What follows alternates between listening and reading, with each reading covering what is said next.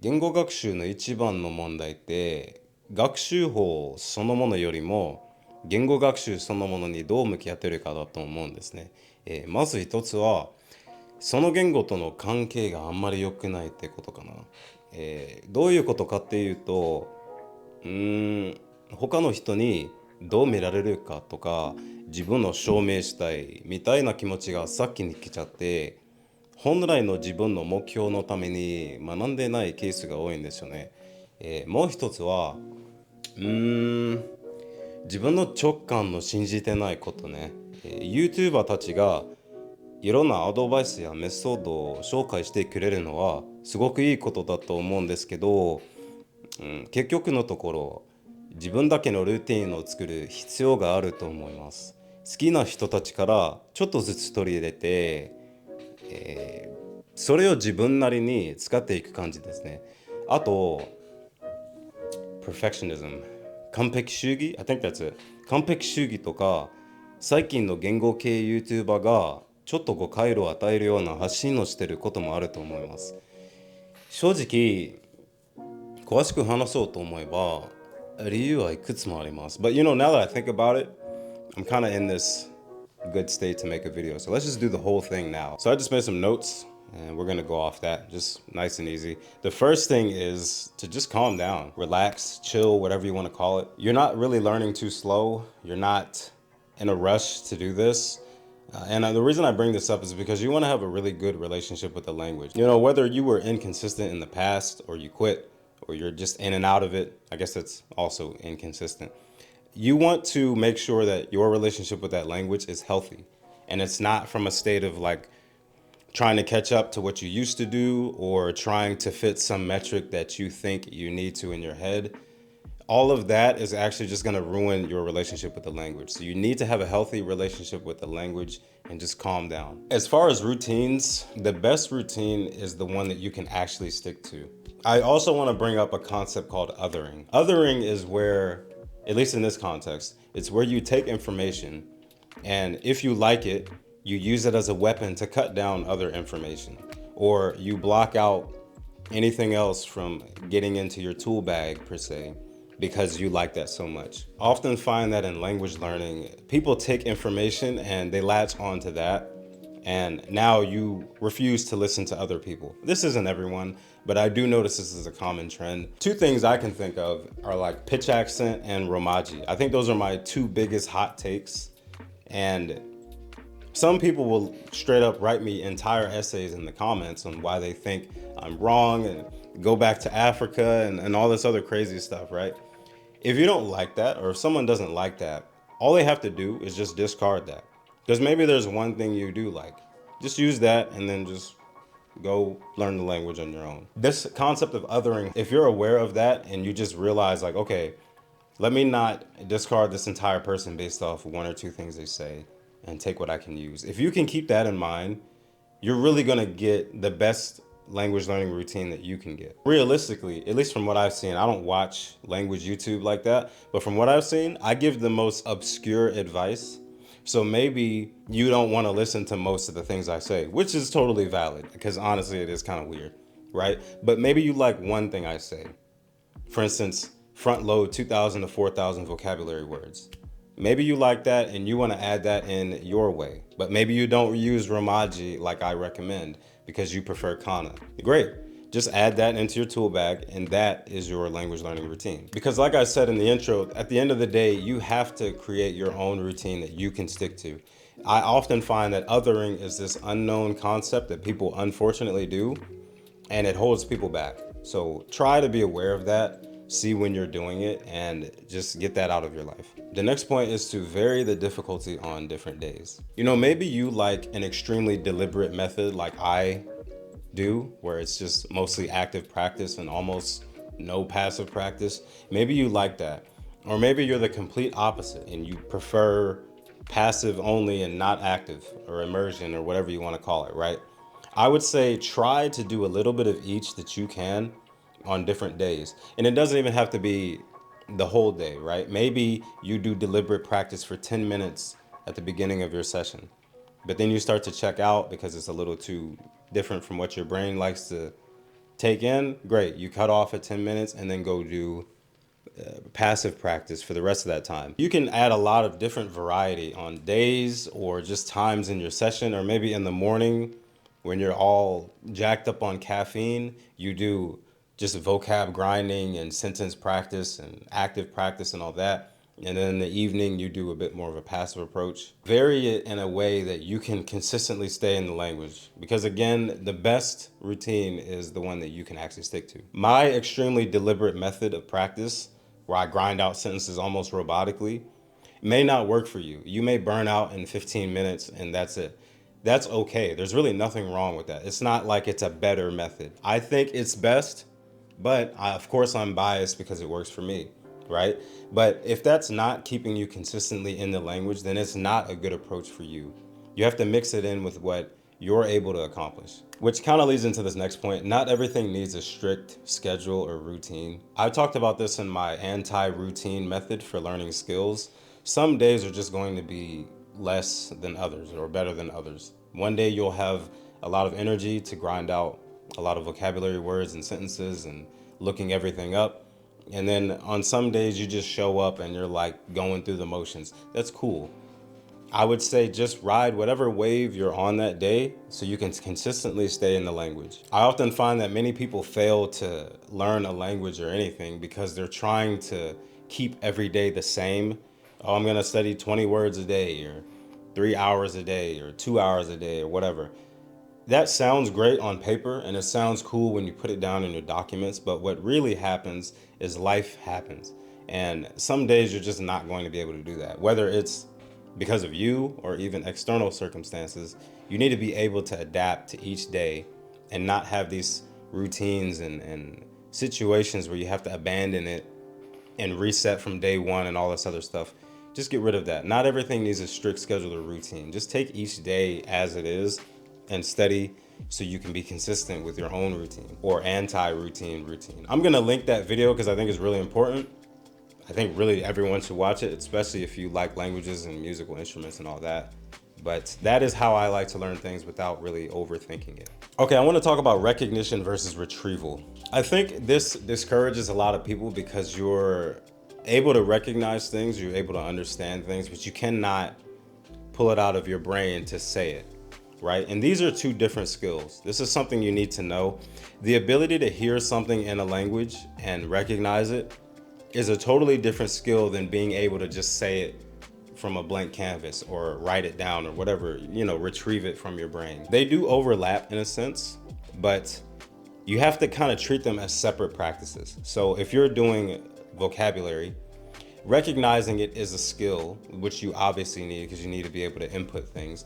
But then there's another time where you're not going to be able to retrieve those things. And that's a separate practice on its own. I want to bring this up because people get very discouraged because they can understand a lot, but they can't say anything. And this is the time where you start to practice more of the retrieval side of things. One of the reasons that I can speak the way I do, for better or for worse, is because I've done a lot of retrieval practice from reading in English.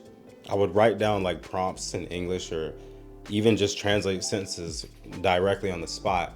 And I would try to say it in whatever language I'm learning at the time. It's an extremely hard exercise, and I will talk about this in a separate video, how to set up retrieval practice for really good results.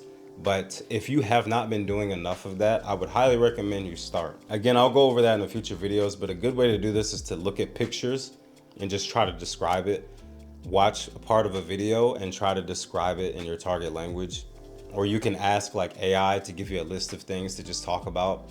You can even look at scenario specific things and practice trying to talk about that. This is gonna help boost your confidence in the language. And again, tying back to this video, it's gonna keep you from failing at learning a language. The next one I would say is labels. You guys know I don't like the word fluent. I think it's a waste of time for most people.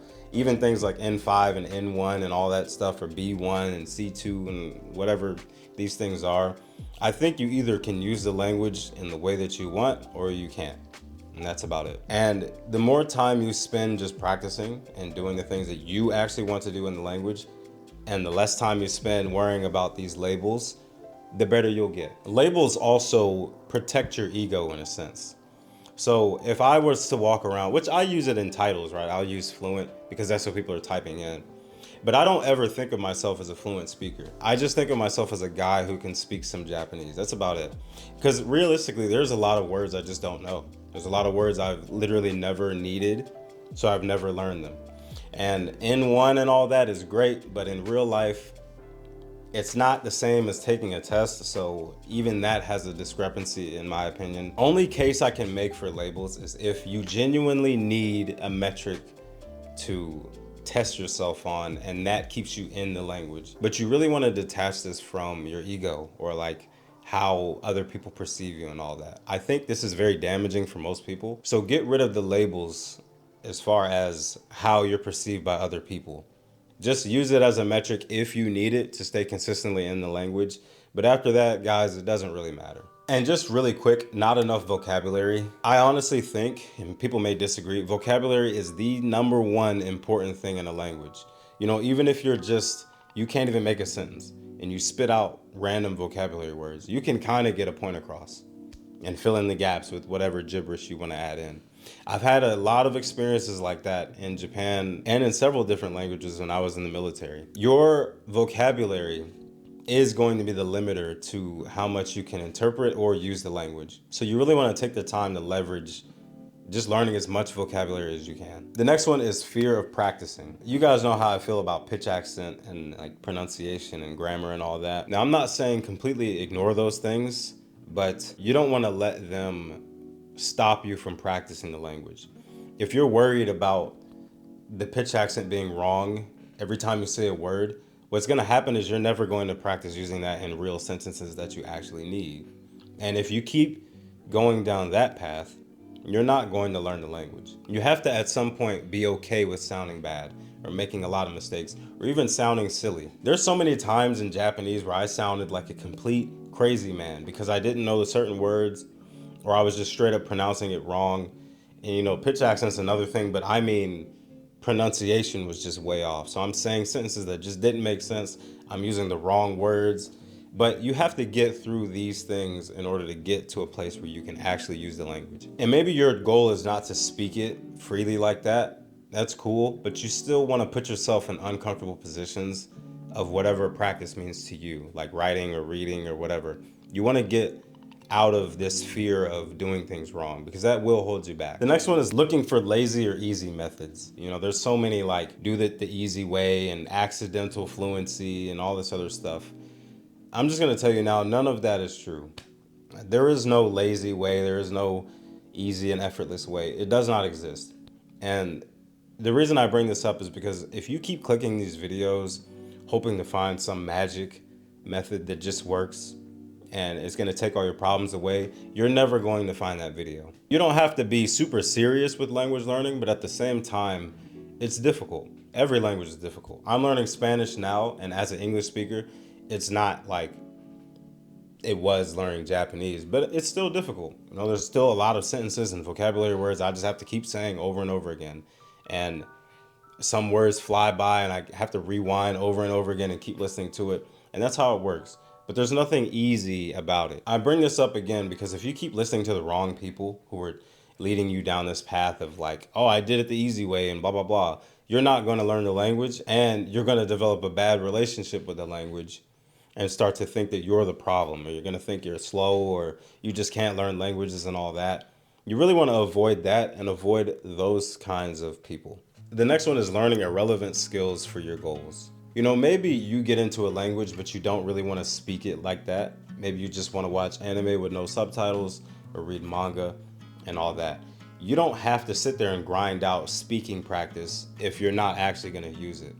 You know, everyone has their own goals, and you really want to pay attention to yours and create your routine based around that. If you're learning irrelevant things, not only is it just a waste of time, but it's going to discourage you from getting enough progress to keep you consistently in the language. Kanji is one of those, in my opinion, that I think most people waste time on early, and they really shouldn't worry about it until they can speak it. But that's just how I feel because I'm primarily a listener and speaker. I don't really do a lot of reading and writing like that. So I didn't worry about kanji until I was pretty much able to just have smooth conversations.